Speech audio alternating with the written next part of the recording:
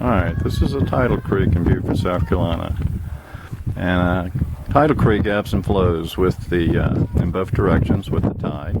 You can see if you look real close to the piers in this float, the water's flowing towards us, and you can see the watermark on the piers themselves are stained, and that indicates the up and down, how much the water changes here.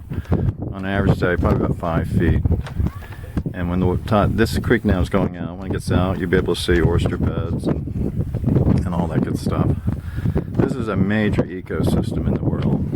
It's cordgrass, which breaks down. It's the fuel that runs. Some people call it spartina, but it's the fuel, the food that feeds the whole system from the ground up or the bottom up.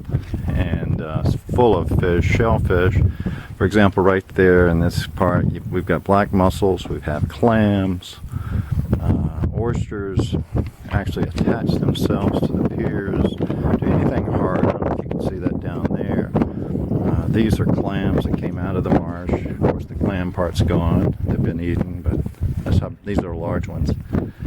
And it's just an amazing place to live. The life here, the birds. If you can see on that pier over there, there's seagulls. The bird life here is egrets, herons, osprey, bald eagle. There's a bald eagle that lives in this neighborhood.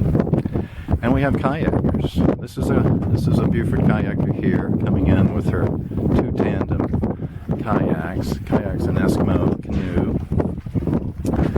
And she's a low country girl. She's pulling an empty one. I think she lost the cargo, which is still out there. You can barely see them. Those are actually low country girls, and they've replaced Eskimos. We don't have Eskimos any longer, or they're not here. They've never been here actually. But low country girls, tourists, locals still do the kayaks. And our kayaks are not made with animal skins, but they're made with hard plastics, fiberglass, composites. Anyway, this is saltwater marsh and a tidal creek, and that's how we swim. Have a great day.